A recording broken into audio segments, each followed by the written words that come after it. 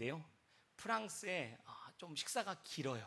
프랑스에 식사가 좀 깁니다. 그래서 간략하게 좀 얘기를 하면 전식이 있고 본식이 있고 후식이 있더라고요.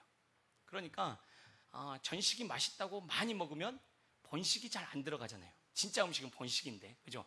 본식까지 많이 먹으면 아까운데 후식이 있는데, 그죠? 그러니까 각기 지금 프랑스 식사가요 7단계로 나눠지다 보니까 전식 안에도 여러 가지가 있고 또 본식이 있고 후식도 여러 가지가 있기 때문에 전식에 많이 먹어서는 안 되고 또 본식에, 그죠? 그리고 후식까지 잘 드셔야 잘 먹었다, 한 2시간 정도 먹더라고요. 제가 왜 이야기를 하냐면 저는 전식입니다, 그죠? 본식은 우리 담임 목사님 모셔야 본식이에요, 그죠? 후식은 지대만 성경님 모셔야 이제 후식이 드시니까. 그래서 오늘도 너무 많이 드시면 이렇게 본식을 못 드시니까 균형을 잘 맞추어서 은혜 받을 준비를, 전식을 맛있게 먹고 또 본식은 더 맛있게 먹고, 그죠? 후식까지 맛있게 잘 드시라고 제가 서두에 이런 말씀을 드립니다. 선교라는 것을요, 제 용어로, 제가 생각하는 용어로 좀 설명을 하다 보니까 선교는 하나님의 사랑을 가진 사람들이 하나님의 사랑을 필요로 하는, 그죠? 경험해야 되는 사람들에게 가서 하나님의 사랑을 전하는 것이 선교다라고 제 용어로 한번 생각을 해보았습니다. 그러니까 하나님의 사랑을 가진 사람들이 하나님의 사랑을 가져야 되고 필요로 한 사람들에게 가서 하나님의 사랑을 전하는 게 선교인데, 아마 선교사님들에게 한 번씩 다 들어보셨을 겁니다. 하나님의 사랑을 전하러 가는데 하나님의 더 큰 사랑을 깨달아서 너무 감사했다, 그죠? 하나님의 사랑을 가져서 하나님의 사랑을 전하러 갔는데 하나님의 더 큰 사랑을 경험해서 오히려 더 큰 사랑을 받아서 감사할지 않을 수 없었다라는 고백들을 한번 좀 들어보셨을 겁니다. 아마 우리 배냉 단기 선교팀에서도 지난번에 그런 고백을 하시더라고요. 하나님의 사랑을 전하러 갔는데 더 큰 사랑을 받아서, 더 큰 사랑을 깨달아서 너무 감사했다라는 고백들을 하시더라고요. 저도 이번에 그랬습니다. 불업권 30주년 리트릿, 선교사님들을 잘 섬겨야겠다라고 이제 마음을 먹고 정말 심혈을 기울여서 잘해보려고 사랑을 듬뿍 가지고 제 그냥 선물 보따리를 잘 챙겨가지고 우리 권사님이 주신 진미채 선교사님들이 얼마나 좋아하는지 막 난리가 났습니다. 아무튼 그냥 선교사님들이 이렇게 사랑으로 섬겨주신 작은 것 하나 다 모아가지고요, 어떻게든 나눠드리려고 사랑을 나누다 보니까 하나님이 저를 얼마나 사랑하신지 그 큰 사랑을 깨달으니까 제가 좋아 죽겠더라고요. 얼마나 행복하고 감사한지. 그래서 정말 큰 사랑을 경험하고 제가 돌아왔습니다. 얼굴에 막 빛이 나지요. 하나님께서 큰 사랑을 제게 주셔서 너무 감사하고 또 그 사랑을 오늘 함께 나눠보려고 합니다. 첫째 날, 둘째 날은 프랑스 곳곳에 있는 종교개혁 그런 현장들을 이제 보는 시간을 가졌습니다. 잠깐 한번 사진을 띄워줘 보시면요, 이렇게 대형 버스를 타고 한 60여 분 이제 선교사님과 자녀들과 해서요, 대형 버스하고 승합차까지 해가지고 이렇게 이제 출발을 했습니다. 막 신나가지고 이제 출발을 해가지고요. 제일 앞에서 열심히 보고 들으신 분 계시죠? 저 이몽식 목사님 제일 열심히 들으신 것 같아요. 목 빠지시겠어요, 그죠? 혼자 제일 열심히 지금 이렇게 듣고 계세요. 지금. 그러니까 종교교육 현장에 가셔서 목사님도 좋으셨어요. 막 이렇게 선교사님들과 목사님 다 이렇게 참여했었습니다. 낭만의 도시, 향수의 도시, 아름다움의 도시, 아마 파리를 생각하셨다면 파리를 아직 안 가보신 분들이세요. 파리를 가보시면요, 곳곳에서 냄새가 나거든요. 무슨 냄새가 나냐면 찌린내가 납니다. 지하철을 타보시면 더 찌린내가 많이 나요. 왜요? 막혀 있으니까. 왜 그러냐면 그 찌린내를 없애기 위해서 향수가 필요하거든요. 그런데 왜 찌린내가 날까 봤더니 화장실 찾기가 힘들어요. 화장실 찾기가, 프랑스에서 파리에서 화장실 찾기가 힘듭니다. 그런데요, 화장실 찾기도 힘든데 화장실을 돈 내고 가야 돼요. 화장실을 돈 내고 가야 돼요. 노트르담 대성당, 아마 한 번쯤 다 들어보셨죠? 아마 프랑스 파리를 가면 빠질 수 없는, 그런데 화재가 나가지고 지금 공사 중이에요. 그런데 프랑스 파리 노트르담 대성당 옆에 화장실을 한번 갔거든요. 그런데 화장실이 2유로더라고요. 성인 2유로. 우리나라 돈으로 하면 한 3,000원 정도 돼요. 그러니까 작은 건으로 화장실 한번 가려면 3,000원이 든단 말이에요. 그러니까 사람들이 갈까요? 잘 안 갈까요? 안 가니까 동네가 냄새가 나지 않겠습니까? 한국이 참 좋은 나라입니다. 그죠? 우리 교회 화장실 갈 때마다 3,000원 벌었다고 생각하시죠. 그죠? 파리가 그러니까 화장실 갈 때마다 3,000원. 아니 이렇게 유명한 동네인데 더 싸야 될 텐데 관광객이 많다고 비싸게 받나 봐요. 어쨌든 화장실 한 번 가는데 3,000원이 드니까 사람들이 몰래 숨어서 가는지 냄새가 많이 납니다. 그러니까 파리는 낭만의 도시, 뭐 이렇게 아름다운 도시, 뭐 향수, 아니요, 이렇게 가보시면 압니다. 어쨌든 이제 노트르담 대성당이 화재가 나가지고 들어갈 수가 없으니까 그 앞에 앉아서 이제 가이드해 주시는 그 목사님의 이제 프랑스 종교 개혁의 어떤 그 모든 과정들을 이제 저희가 강의를 좀 듣는 시간을 가졌는데요. 노트르담 대성당에 뭐 많은 역사가 있겠지만 그 노트르담 대성당이 큰 성당이잖아요. 그러니까 카톨릭의 본산지이기 때문에 카톨릭이 아닌 사람들은 들어갈 수가 없는 거예요. 그런데 프랑스 자체가 종교 그 싸움이 엄청나게 심한 나라였거든요. 그런데 이제 우리 한번 화합해 보자. 아마 영화를 보셨던지 이름을 들어보시면 모르지만 마고 여왕 마고.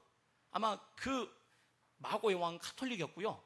앙리 4세로 나중에 불렸던 그 프랑스 왕은 개신교였어요. 그러니까 개신교와 카톨릭이 하나 되어서 이제 결혼식을 해서 우리 다 싸우지 말고 잘해보자.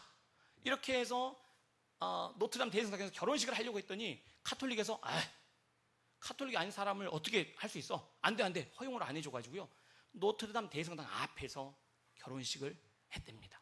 그러니까 그 가톨릭과 그 개신교, 그 세계적인 결혼식이 되니까 그 개신교의 측에 있었던 그 관련된 모든 귀족들, 사람들이 지방에서 다 차를 타고 올라왔어요. 그런데 가톨릭에 있는 사람들이 이때다. 이때 개신교를 다 없애버릴 절호의 찬스다. 그래서 새벽에 종을 울릴 테니까 그 종이 울리면 그 개신교들이 모여있는 그 하객들, 그죠? 그 결혼식에 가차없이 무차별하게 다 죽여 없애자. 그렇게 계획을 세우고 종을 새벽에 땡땡땡 때립니다. 어떻게 됐겠습니까? 그 결혼식을 축하하기 위해서 개신교에 왔던 모든 귀족들, 그 사람들이 가톨릭의 그 사람들에게 무차별하게 학살을 당하기 시작합니다. 그래서 그 현장에서 3,000명이 아마 죽음을 당하고 그게 그 다음날 해가지고 엄청난 잔인한 피해 대학살이 벌어집니다. 그게 아마 그래서 들어보셨을 것 같은데요. 성 바돌로메오 그 축일의 대학살 사건이 거기서 벌어진 사건입니다. 그러니까 거기 군인 지도자가 거기가 세네강이잖아요. 프랑스 세네강 쪽으로 무차별적으로 그 개신교들의 사람 죽다 보니까 이게 마치 폭우라도 쏟아진 듯이 핏물이 흘렀다라고 그렇게 기록이 되어 있다고 합니다.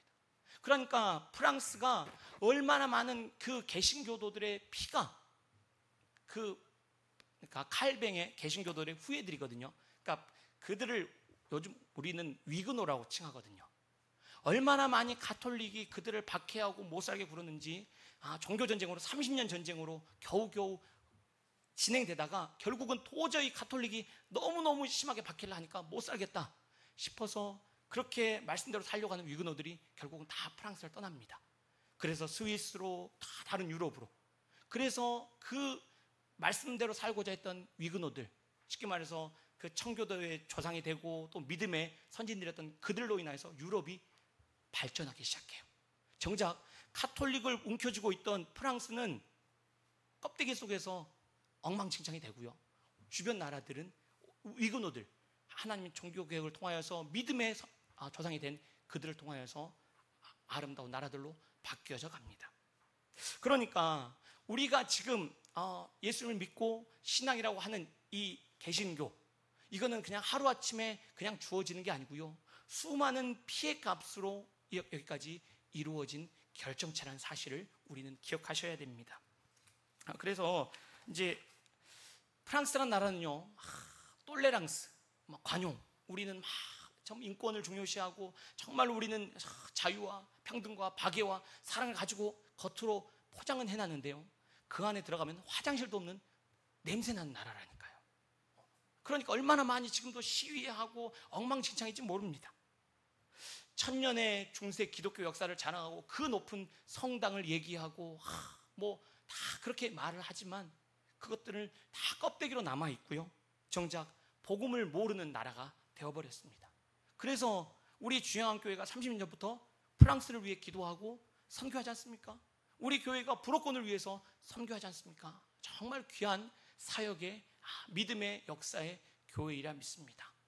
우리가 생각할 때는 보잘것없어 보이지만 하나님께서는 이 거대한 역사의 수레바퀴 속에서 우리 주영한교회를 통하여서 불어권 선교를 함께 하게 하시고 또 그 앞으로의 수많은 역사 가운데 하나님의 귀한 미랄로 사용하시라 믿습니다. 첫째 날 그렇게 이제 프랑스를 보고 둘째 날 어디를 갔냐면요, 칼뱅, 프랑스어로 얘기하면 깔뱅이라고 그러고요, 영어로 하면 칼빈이라고 하는데요, 그 사람이 태어난 그 노아용이라는 그 작은 마을에 그 생가에 간 겁니다. 저기 뒤에 있는 그 집이 생가인데요, 프랑스 사람들이 깔뱅을 어떻게 생각할까요? 이단이라고 생각하죠. 자기들의 그 카톨릭을 벗어난 이단이라고 생각하잖아요. 그래서 최근까지 이단 깔뱅 그래가지고 이름 낙인 찍혀가지고요, 저 집도 프랑스 사람들이 한 게 아니고요, 우리 한국에 사는 칼빈 주제들이 열심히 돈 모아가지고 많이 이렇게 다시 보수한 겁니다. 그러니까요, 저것도 원래는 다 폭파되었다가 없었다가 그 독일 병사가 칼빈 그 흔적을 갖고 이제 칼빈 집이었다라고 생각이 되어서 다시 저기다가 했던 곳이라고 지금. 그래서 가보니까 한국 책도 있고요, 칼뱅이나 연구한 책들이. 프랑스 사람들은 전혀 관심 없으니까요. 그래서 요즘에 최근에 와서야 겨우 2단 칼뱅에서 2단자를 빼고 그냥 칼뱅이라고 얘기하고요. 종교개혁자 하면 루터와 칼뱅이잖아요. 루터는 아직도 2단 루터라고 한답니다, 프랑스에서는. 그러니까 정작 복음으로 우리가 나가야 되는데 종교개혁을 통하여서 진짜 말씀으로 돌아간다고 외쳤을 때 여전히 프랑스는 이단이라고 칭하는 안타까운 현실이 저 가운데 있습니다. 그래서 이걸 통해서 제가 말씀드리고 싶은 것은, 진짜 말씀 안에서 우리가 하나님의 뜻을 구하고 그 안에 서지 못하면 자기 것이 옳고 자기 것만 주장하면서 어리석은 게 헛된 것을 자랑하고 있습니다. 그래서 우리는 더 말씀 안에서 하나님이 정말로 우리에게 원하시는 게 무엇인가, 우리가 다 알지, 난 말씀 잘 알아, 나는 한때도 살아 라는 우리의 껍데기를 벗어던지고 말씀 앞에서 우리의 모습들을 늘 점검하시면서 새로워지시기를 소망합니다. 그래서 그런 의미에서 오늘 우리가 가장 잘 아는 요한복음 3장 10절 말씀을 함께 좀 살펴보려고 합니다. 하나님이 세상을 이처럼 사랑하사, 아마 열심히 우리는 하나님이 세상을 이처럼 사랑하사 독생자를 잘 외웠을 겁니다. 그러면 한번 이렇게 제가 여쭤볼게요. 하나님이 세상을 사랑하신다고 하는데 이 세상은 어떤 세상일까요? 하나님이 세상을 사랑하신대요. 이 세상이 세상이지 뭐 모든 세상 사랑하시는지 하나님 사랑하시는 거겠지 라고 생각하시면 문제가 생길 수 있습니다. 보세요, 하나님이 세상을 사랑한다고 했잖아. 하나님 모든 세상을 사랑하신 거 아니야? 그렇게 생각하는 사람들이 있습니다. 칼 라너라고 하는 보편 구원론자인 이 사람은요, 하나님이 모든 세상을 사랑하시잖아, 하나님은 사랑의 하나님이시잖아, 그러니까 하나님 편에서 보면 지옥이 있을 수 있습니까? 없습니까? 없지요. 사랑의 하나님은 어떻게 자기 자녀가 잘못했다라고 지옥에 잠깐 담궜다가 꺼냅니까? 아니면 영원히 있게 합니까? 영원히 있게 합니다. 그럴 수 있습니까? 사랑의 하나님이 어떻게 하나님 말을 안 들었다고 자기의 사랑한 자녀를 영원한 지옥불에 집어넣어서 끝까지 안 구해줘? 그게 사랑의 하나님이야? 그런 하나님이 있을 수 없어. 그러니까 이 세상은 모든 세상의 나라고 해석을 하기 시작하면 이 하나님 앞에서 천국 지옥은 존재하지 않는 겁니다. 어떻게 해석합니까? 그렇지, 하나님이 사랑하니까 맷때리려고 그런 거야. 잠깐 지옥 맛보게 하려고 겁주려고 천국 지옥 얘기한 거지 천국 지옥은 없거든 라고 해석이 되는 겁니다. 자, 저희는 대한예수교 장로회잖아요. 장로교라는 것은 누가 시작했냐면 칼뱅이 종교개혁을 통하여서 시작한 우리 쉽게 말해서 기독교거든요. 그런데 장로교만 있는 게 아니고 감리교도 있잖아요. 감리교도들을 알미니안주의라고 그래요. 그런데 알미니안 그 주의를 따른 이 감리교 사람들도요, 하나님이 세상을 이처럼 사랑하사 때 이 세상을 온 세상이라고 생각을 해요. 하나님이 모든 세상을 사랑하잖아. 그럴 것 같잖아요. 사랑이 하나님이니까. 하나님이 모든 세상을 사랑해요. 이처럼 사랑하사 독생자를 주셨으니 모든 세상을 하나님 사랑하세요. 그래서 누구를 주셨다고요? 독생자 예수님을 주셨어요. 그래서 믿는 자마다 영생을 얻는다라고 얘기하잖아요. 그러니까 감리교를 다니고 이 알미니안주의를 따르는 사람들은 이 구절을 어떻게 해석하냐면, 하나님은 모든 세상을 사랑하신다. 그런데 모든 세상을 사랑하셔서 예수님을 보내주셨는데, 예수님을 믿은 사람들은 어디에 가고요? 천국에 가고, 예수님을 안 믿은 사람들은 지옥에 갑니다. 그러니까 감리교 목사님들은 여러분 열심히 전도하셔야 됩니다 라고 설교를 하세요. 왜 그럴까요? 예수를 안 믿으면 지옥 가잖아요.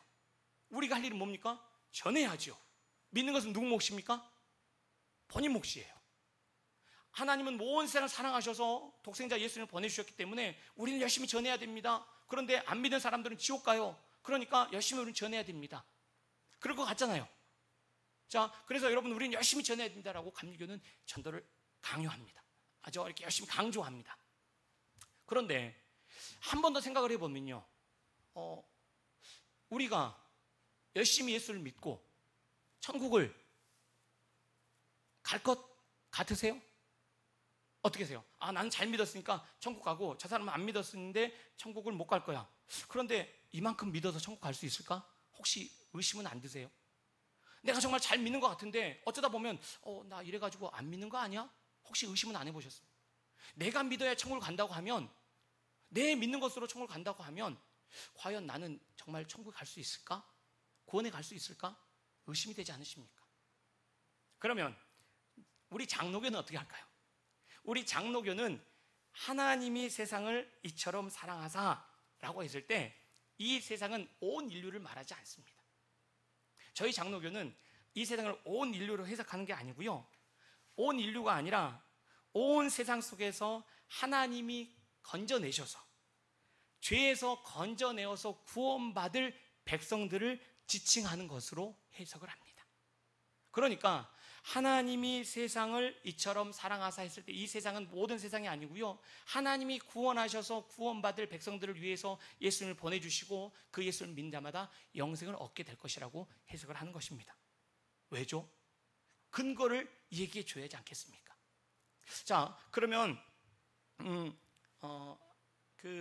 요한복음 이제 이 안에요, 세상이라는 단어가 105번이나 나온답니다. 제가 세어본 건 아니고요, 미리 다 세어봤대요. 그런데 이렇게 많이 나오는 그 세상이라는 단어 속에 세상이 온 세상만 나타나는 게 아니고요, 여러 가지로 세상이 표현되고 있어요. 자, 요한복음 17장 6절에 보니까요, 이렇게 기록되어 있습니다. 세상 중에서 내게 주신 사람들에게 내가 아버지의 이름을 나타내었나이다. 그들은 아버지의 것이었는데 내게 주셨으며 그들은 아버지의 말씀을 지켰나이다. 예수님께서 세상 중에서, 그저 모든 세상 중에서 내게 주신 사람들에게 내가 아버지 이름을 나타냈대요. 세상에 있는데 그 중에서 하나님 주신 사람들, 그들에게 예수님이 하나님 말씀을 드러냈다라고 지금 구별시키고 있지 않습니까? 자, 요한복음 17장 9절을 보시면요, 내가 그들을 위하여 비옵나니, 내가 비옵는 것은 세상을 위함이 아니요 내게 주신 자들을 위함이니이다. 그들은 아버지의 것이로소이다. 예수님이 세상을 위해서 구한 게 아니라 자기에게 주신 그들을 위하여서 구하였다라고, 아버지 것이라고 지금 구별하고 있습니다. 하나 더 찾아보면요, 요한복음 17장 14절에 16절에요, 내가 아버지의 말씀을 그들에게 주었사오매 세상이 그들을 미워하였사오니 이는 내가 세상에 속하지 아니함 같이 그들도 세상에 속하지 아니함으로 인함이니이다. 내가 비옵는 것은 그들을 세상에서 데려가시기를 위함이 아니요 다만 악에 빠지지 않게 보존하시기를 위함이니이다. 자, 그러니까 지금 예수님의 관심은 세상에게 있는 게 아니라 세상에 속하지 아니한 하나님께 속한 무리에게 관심이 있다는 것을 우리는 알 수 있다는 것입니다.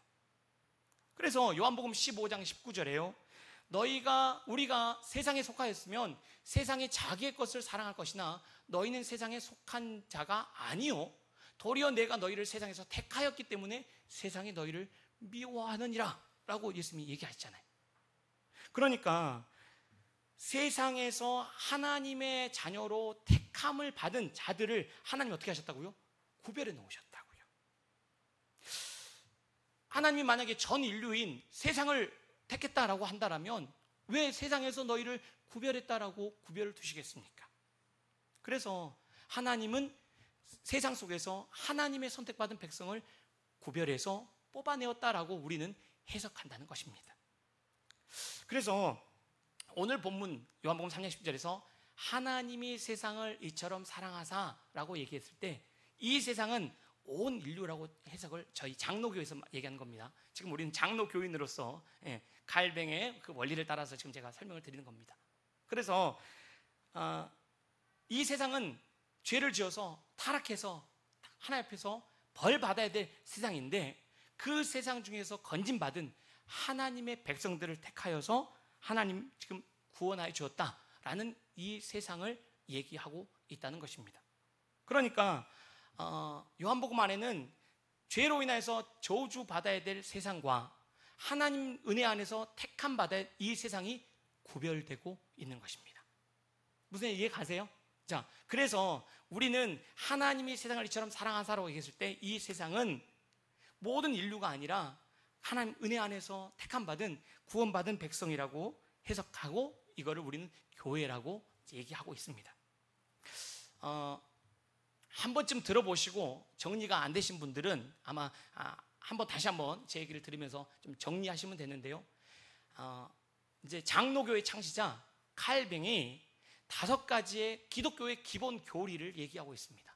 첫 번째가 뭐냐면요, 인간은 전적 타락했다, 소망 없다, 다 망가져 버렸어, 전적 타락을 얘기합니다. 그러니까 아무 소망 없어, 어떤 인간이 소망 있는가? 없다라고 얘기합니다. 그게 출발점입니다. 전적 타락을 얘기합니다. 그럼 어떻게 합니까? 모든 인간은 전적 타락으로서 소망이 없는데 두 번째는 어떻게 한다고요? 하나님이 왜? 몰라. 이유도 없어. 자격도 없는데, 능력도 없는데 그 사람들을 하나님께서 어떻게 해요? 불러내서 선택하셨대. 그게 두 번째 교리입니다. 그래서 무조건적인 선택입니다. 첫 번째가 전적인 타락이었다면 하나님이 자격도 없는데, 능력도 없는데, 조건도 안 되는데 무조건적인 선택으로 그들을 구원하셨다가 두 번째 교리입니다. 세 번째 교리가요, 그러면 그들을 위해서 하나님 뭘 하셨지? 하나님께서 무조건적으로 선택한 그들을 위하여서 어떻게 해요? 죄를 없애 주시기 위해서 독생자 예수 그리스도를 이 땅에 보내주시고 죄를 위하여서 어떻게 해요? 십자가에 죽으셨다. 그러니까 예수님께서는 온 인류를 위해 죽으신 게 아니라 선택받은 그들을 위하여서 구원해 주셨다. 이게 세 번째로 제한 속죄라고 얘기합니다. 그러니까 장로교는 예수님은 온 인류를 위해 십자가를 지신 게 아니고요, 누구를 위해서 지셨다고요? 하나님 앞에서 무조건적인 선택을 받아서 구원받을 하나님의 백성들을 위해서 예수님은 돌아가셨다라고 얘기하는 겁니다. 이게 세 번째 교리입니다. 그리고 이들에게 어떻게 하셨다고요? 우리는 구원이 필요합니다, 우리는 구원이 무엇인지 알지도 못했던 그들에게 하나님이 어떻게 해요? 거부할 수 없습니다. 하나님이 주시고자 했기 때문에 그들에게 구원이라는 이 놀라운 은혜를 선물로 주신 겁니다. 그래서 네 번째 교리가 불가항력적인 은혜라고 얘기합니다. 그리고 마지막 다섯 번째가 이제 이 불가항력적인 은혜를 받은 그 사람들은 하나님이 시작하셨으니까 어떻게 한다고요?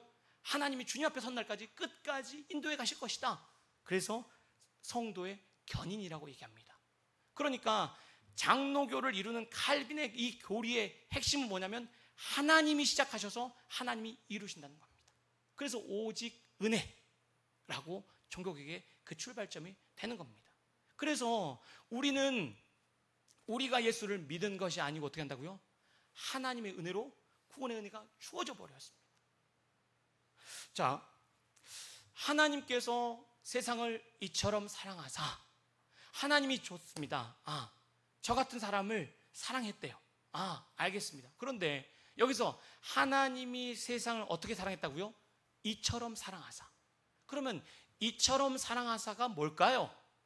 라고 한 번 더 생각을 해보셔야 하지 않겠습니까? 하나님이 세상을 이처럼 사랑하사. 그럼 이처럼 사랑한 것을 살펴보기 위해서 바로 윗구절로 한번 가보겠습니다. 요한복음 3장 14절에서 15절이고요. 자, 뭐라고 기록됐냐면 모세가 광야에서 뱀을 든 것 같이 인자도 들려야 하느니 이는 그를 믿는 자마다 영생을 얻게 하려 하심이니라. 하나님이 세상을 이처럼 사랑하사. 그러니까 이 이처럼이라는 단어가 담겨 있는 게, 모세가 광야에서 뱀을 든 것처럼 인자도 들려야 되느니 믿는 자마다 영생을 얻는 거다. 그러니까 이것처럼 하나님이 우리를 사랑하셨다라고 얘기하는 겁니다. 그러면 모세가 광야에서 뱀을 든 것을 한번 살펴봐야 하잖아요. 이 부분이 어디에 나와 있냐면 민수기 21장에 나와 있습니다. 우리가 잘 아는 것처럼 이스라엘 백성들이 모세를 통하여서 광야로 이제 나왔습니다.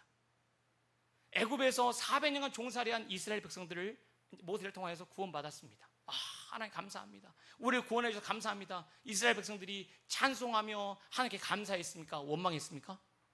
늘 원망했습니다. 도대체 뭡니까? 우리를 굶어 죽이려고 끌고 왔습니까? 맨날 이런 것만 주고 우리 힘든데 도대체 물이 어디 있습니까? 늘 불평하고 원망했습니다. 가는 곳곳마다 뭡니까? 차라리 애굽이 더 좋았습니다. 이렇게 불평하며 원망하는 일들이 늘 광야에서 있었던 것입니다. 그러니까 하나님께서 어떻게 합니까? 모세 안 되겠다. 이렇게 이스라엘 백성들이 불평하니까 내가 불뱀을 보내어서 이 불평하는 입들을 다 막아버리겠다고 하나님이 불평하는 이스라엘을 향하여서 불뱀을 보내신 겁니다. 그래서 이스라엘 백성들이 불뱀에 물려 막 죽어나가기 시작합니다. 생각해 보십시오. 갑자기 불뱀에 물려서 사람들이 막 죽어가는데, 가족들이 죽어가고 하는데 난리가 나지 않겠습니까? 지금 불평할 새가 어디 있습니까? 죽어가는데요. 모세를 향해서 어떻게 좀 해보세요. 지금 모세 다 지금 죽어가지 않습니까? 어떡합니까? 하나님 모세에게 뭐라고 얘기합니까? 모세야, 노뱀을 만들어라. 그래서 지팡이 끝에 매달아서 높이 쳐들어라. 그리고 어떻게 한다고요? 노뱀을 쳐다보는 자는 살 거다 라고 얘기를 합니다. 그래서 모세가 사람들에게 여러분 빨리 노뱀을 쳐다보십시오. 하나님이 이 노뱀을 쳐다보는 자마다 살 거라고 말씀하셨습니다. 노뱀을 쳐다보십시오. 여러분 어떨 것 같으세요? 사람들이 막 죽어가는데 노뱀을 쳐다보십시오 라고 얘기하면 살려고 다 쳐다보겠습니까? 안 쳐다볼 것 같습니까? 안 쳐다보죠. 왜 안 쳐다볼까요? 쳐다볼 시간이 있습니까? 지금 죽어가는데 빨리 약 발라야죠. 어떤 얘기든 이거 뱀에 물리면 뭐가 좋지요? 어떻게 해야 되죠? 자신의 가진 경험, 지식, 그 수단과 방법을 통하여서 이 1분 1초 아까운 틈에 지금 막 하고 있는데 죽어가는데 지금 그걸 쳐다보고 있어요. 보세요. 이스라엘 사람들에게 제일 싫어하는 동물이 뭡니까? 뱀이에요. 뱀. 우리도 싫어하지만. 왜요? 그들은 우리 아담과 하와로 뱀이 유혹해가지고 에덴에서 쫓겨난 그 모든 일련의 사건들을 자신의 역사로 알고 있거든요. 뱀은 원수예요. 그리고 놋은 심판, 즉 자기들에게 있어서 심판과 파멸을 상징하는 그 대상이었기 때문에요. 놋으로 만든 뱀, 아니 지금 저걸 쳐다보라고? 아니 지금 죽어가는데 말도 안 되는 얘기였고 그럴 생각도 없습니다. 다들 뭐에 바쁠까요? 어떻게든 이거를 낫게 하려고 그거에 바쁜 겁니다. 그런데 모세가 얘기해, 하나님 말씀하셨어요. 이 놋에 지금 뱀 이걸 쳐다봐야 삽니다. 사람들은 안 쳐다보죠. 그리고 누구만 삽니까? 쳐다본 사람들만 산다는 것입니다. 그래서 이제 이것은 뭘 의미합니까? 십자가에 달려 돌아가신 예수를 믿는 것을 상징적으로 보여주고 있는 것입니다. 아니, 예수를 믿기만 하면 뭐가 되는데? 십자가에서 저주의 상징, 십자가에서 달려 죽은 예수를 믿는 게 무슨 의미가 있지? 사람들에게 얘기하면 그것은 말이 안 되는 얘기지 않습니까? 지금 뭐가 필요합니까? 돈이 필요해요. 지금 뭐가 필요합니까? 이래야 살아요. 지금 어떻게 해야 됩니까? 내 필요한 게 얼마 많습니까? 그런데 십자가에 달린 예수를 믿기만 하면 산다고? 시간이 없어, 나 그런 거 할 시간이 없어, 이렇게 현대인들이 얘기하지 않습니까? 놋으로 만든 그 뱀, 그거를 쳐다보기만 하면 산다는 것은 뭘 의미한다고요?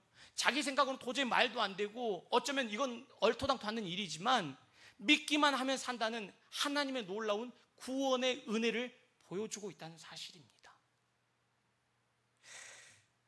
고린도후서 5장 21절에요. 하나님이 죄를 알지도 못하신 자로 우리를 대신하여 죄를 삼으신 것은 우리로 하여금 저희 안에서 하나님의 의가 되게 하려 하심이니라. 그러니까 뱀을 노수로 만들어서 쳐다본다는 것은 너희가 생각할 때 저주 같지만 아무것도 아닐 것 같지만 하나님이 그것을 어떻게 해요? 그 말을 듣고 믿음으로 나아갈 때 하나님의 구원의 은혜를 주셨다는 것을 상징적으로 보여주셨다는 것입니다. 마치 그 노뱀이 막 레이저 광선을 발하고 치료에 뭐 놀라운 뭔가를 발휘해서 거기에서 뭐가 나와서 그들이 치료되는 게 아니라는 사실입니다. 그래서 이 자체가 하나님이 죽어가서 도저히 소망 없는 이 백성들에게 믿음으로 하나님의 살 길을 내셨다는 것을 보여주고 있다니까요. 우리가 예수를 믿어야 산다는 얘기는 우리가 한 게 아니고 하나님께서 그 놀라운 은혜로 살 소망이 없는 백성들에게, 하나님의 사람들에게 하나님의 일들을 이루셨음을 상징적으로 지금 보여주고 계심을 우리는 알 수 있다는 것입니다. 예. 그래서 생각을 해보세요. 우리는 자꾸 거기다 뭘 보태고 싶어요. 그래도 쳐다봤지 않습니까? 쳐다본 것을 우리에게 거기다 붙여가지고요, 쳐다봤으니까 그 사람이 살아났다고요? 아니요. 그에게는 마치 쳐다보면 치료의 강선이 노뱀을 통하여서 뭔가 발휘되고 그게 뭔가 우리에게 힘을 줄 것처럼 생각하기 때문에 쳐다본 것이 의미가 있습니다. 노뱀은 아무런 힘이 없다니까요. 쳐다봐서 되는 문제가 아니고요, 하나님께서 그 놀라운 믿음으로 구원의 역사를 이루셨음을 고백하게 하시는 겁니다. 사람들은요, 아무리 그렇게 얘기해도요, 하나님이 이렇게 우리를 사랑하셨다, 오직 하나님의 은혜로 이 모든 일들을 하나님이 이루셨다라고 얘기해도요, 우리는 자꾸 뭔가 눈에 보이는 것, 우리가 뭔가 할 것을 찾으려고 합니다. 그래서 그렇잖아요. 야, 노새 뱀 달려서 그거 만들었더니 우리 조상들이 그거 보고 나섰대더라. 그러니까 사람들이 뭐 하겠습니까? 노수로 만든 뱀을 만들어 가지고요, 그것들 가지고 뭔가 될 것처럼 착각하고 있는 겁니다. 그러니까 열왕기 하 18장 4절에요 어떤 기록이 있냐면요, 여러 산당을 제하며 주상을 깨뜨리며 아세라 목상을 찍으며 모세가 만들었던 노뱀을 이스라엘 자손이 이때까지 향하여 분향함으로 그것을 부수고 누스단이라 일컬었더라. 그래서 지금 개신교회에서는요, 성상인이 뭔가 성순이 뭔가 카톨릭에 사는 그 모든 것들을 다 깨부수고 없앤 겁니다. 왜요? 사람들은 뭔가라는 데 있어도 그걸 가지고 거룩한 것처럼. 아니요. 오직 우리에게는 뭐가 필요하다고요? 하나님의 은혜가 부어져서 나 같은 자를 구원해 주신 오직 믿음으로 구원받는 전적인 은혜만이 우리에게 있어야 되는 겁니다. 그게 칼뱅을 통해서 종교개혁이 일으켜지고 장로교 교인이 되어서 오직 하나님의 은혜를 얘기하는 우리의 믿음의 신앙 고백이 되셔야 됩니다. 그렇지 않으니까 자꾸 어떻게 해요? 우리도 모르게 뭔가 헛된 것을 두고 성경책이 하나님 말씀이어서 뭔가 거룩한 것처럼 뭐 하고요. 아니요. 성경책을 왜 깨끗하게 간직하시려 하십니까? 그죠? 하나님, 어떤 분은 막 성경책을 하나님 말씀을 하기 위해서 막 말씀을 막 먹으라고 해서 막 먹는 분도 계신다고 그러더라고요. 아니, 생각을 해보십시오. 얼마나 기가 찰 노릇입니까? 먹으면 배만 아프지요. 그렇지 않습니까? 하나님께서 우리에게 주신 것은 우리가 무언가를 해서가 아니라 하나님이 시작하셔서 하나님이 완성하시는 그 구원의 은혜 속에서 우리를 구원해 주셨는 그 은혜 안에서 얼마나 놀라운 이 은혜 안에서 감사하며 감격하며 찬송하며 이것이 우리의 신앙 고백이 되어야 하지 않겠습니까? 그래서요, 우리에게 주어진 이 구원이라는 이 은혜는 하나님의 전적인 선물이요, 하나님의 특별한 은혜, 전부입니다. 왜 나 같은 자를 사랑해 주셨을까? 왜 내가 예수를 믿고 구원받을 수 있을까? 이유가 있습니까? 자격이 있습니까? 그런데 마치 우리가 좀 괜찮은 것처럼 아유, 그게 아니야. 아니요. 우리가 누구를 판단할 수 있습니까? 우리가 무슨 자격이 있습니까? 50년 믿으면 좀 더 거룩해진 것 같습니까? 아니잖아요. 제 모습을 보니까 그렇습니다. 우리가 살 수 있는 방법은 오직 하나입니다. 예수 그리스도의 십자가가 우리의 죄를 해결했다는 것을 믿는 것 외에는 없습니다. 근데 그 믿음이 내가 믿은 겁니까? 아니요. 하나님이 세상을 이처럼 사랑하사 하나님이 특별한 은혜로 구원하여 주시고 구별하여 주시고 그 은혜 가운데 우리를 삼아 주셨기에 우리는 이 믿음의 그 은혜 안에 거할 수 있게 되었다는 것입니다. 그래서 아직 죄인 되었을 때 하나님께서 원수였던 이 우리를 그 사랑으로 품어주신 것이 우리의 자랑이요 우리의 전부가 되는 것입니다. 로마서 5장 8절에서 10절 우리 다 한번 같이 한번 읽어보겠습니다. 시작.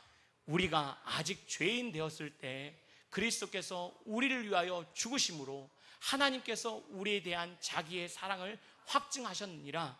그러면 이제 우리가 그의 피로 말미암아 의롭다 하심을 받았으니 더욱 그로 말미암아 진노하심에서 구원을 받을 것이니 곧 우리가 원수 되었을 때 그의 아들의 죽으심으로 말미암아 하나님과 화목하게 되었은즉 즉 화목하게 된 자로서는 더욱 그의 살아나심으로 말미암아 구원을 받을 것이니라. 아멘.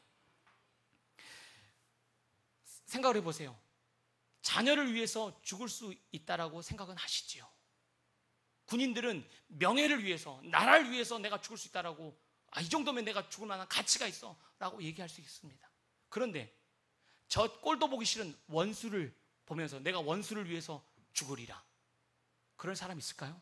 없을 겁니다. 명분도 없고 돈도 안 주고 가치도 없고 개죽음 같은 그러한 죽음, 원수를 위해서 죽을 사람이 누가 있냐고요. 근데 누가 그러셨습니까? 예수님께서 죄인 된 우리를 위하여서 죽으시고 구원을 선물로 주시고 하나님의 믿음을 주셔서 영원히 주 앞에 간 날까지 우리를 지금도 이 순간 인도해 가고 계신다는 것입니다. 그래서 우리가 기억해야 할 사실은 하나님의 그 크신 사랑이 우리를 붙잡고 계신다는 것입니다. 우리가 여기서 자꾸 놓치는 게 뭐냐면요, 하나님이 이런 죄인 나를 사랑해 주셨기 때문에 이제 내가 믿음으로 살아야지, 더 큰 믿음으로 살아야지, 오직 성령 충만으로 살아야지. 어떠세요? 사라집니까? 아니요. 우리가 하나님의 은혜 때문에 내가 더 살아야지 노력하면 노력할수록 그러지 못하는 자신을 발견되는 겁니다. 그게 맞습니다. 그래야 하나님 그렇습니다. 하나님의 사랑을 이렇게 경험함에도 불구하고 믿음으로 살지 못하는 이 더러운 죄인을 왜 하나님 사랑해 주셨습니까? 저는 할 수 없습니다. 하나님 맞습니다. 저는 완전한 죄인이군요. 죄인 중에 괴수군요. 라고 고백하는 바울의 고백이 우리의 고백이 될 수밖에 없습니다. 그런데 우리는 그렇게 생각하잖아요. 맞아. 너는 그렇게 죄 지었잖아. 예수 믿기 전에 나쁜 짓 많이 해서 힘들게 예수 믿는 게 당연해. 나는 그래도 하나님 저는 예수 믿어도 좀 편하게 믿게 해주세요. 저는 그래도 죄 좀 덜 지었잖아요. 그러지 않으세요? 아유, 하나님 제가 무슨 죄를 졌다고 좀 제 인생은 좀 이렇게 좀 편하게 해주시지. 나도 좀 편하게 좀 예수 좀 믿게 하시지. 저 집은 참 편하게 예수 잘 믿는데 나는 예수 믿는데 이렇게 힘들게만 하고. 혹시 그러시지 않으셨어요? 아니요. 우리가 붙잡고 있을 것은 오직 예수 그리스도의 그 은혜가, 그죠? 우리가 한 게 아무것도 없는데 여전히 죄밖에 지을 수 없는 이 죄인을 하나님의 사랑이 품어주신 것입니다. 그것이 우리의 자랑이요 주님 앞에 오는 날까지 우리가 붙잡고 가야 될 사실입니다. 때로는 힘들고 때로는 아프고 어려운 게 아직 주님의 사랑이 우리를 붙잡고 계신다는 사실을 놓치기 때문에 자꾸 그게 보입니다. 찬송하신 것처럼 세상과 나는 간 곳 없고 구속한 주만 보이도다. 찬송이 터지면 내 주변에 주신 모든 것들이 감사로 열매 맺으리라 믿습니다. 말씀을 맺겠습니다. 전적인 타락을 한 우리를 무조건적인 선택하심으로 하나님이 어떻게 해요? 불가항력적인 은혜로 우리만을 구원하셨다니까요. 왜 우리가 그런 큰 사랑을 받아야 됩니까? 자꾸 죄는요 하나님 그렇게 묻지 마십시오. 자꾸 그런 하나님 아닐 것 같은데 모르시잖아요. 그죠? 모르기 때문에 우리가 어떻게 합니까? 하나님 저 같은 죄인도 사랑해 주셨는데 하나님 그래도 저보다 나으니까 예수 믿게 해주십시오. 우리가 주님 앞에 선 날까지 우리는 전도해야 구원받는 게 아니고요, 하나님 저에게 베푸신 사랑을 저 사람에게도 허락해 달라고 우리는 하나님께 기도하는 것 외에는 우리가 할 수 있는 게 없습니다. 우리 안에 사랑이 있습니까? 그럴 사랑이 가득해서 내가 이제 하나님의 사랑이 가득해서 사랑하리라? 아니요. 까보면 우리 안에는 더러운 죄밖에 없는 걸요. 그래서 우리는 이 하나님의 불가항력적인 은혜로 이 자리에 있게 되셨습니다. 그래서 또 주님의 은혜 안에서 어떻게 해요? 이 믿음의 길을 따라가려고 애를 쓰는 겁니다. 그런데 애쓰다 보면 또 안 되는 겁니다. 또 주님의 은혜를 붙잡고요, 감사하면서 주님 오신 날까지 이 믿음의 길을 걸어가게 되는 것입니다. 이것이 하나님이 우리에게 주신 은혜입니다.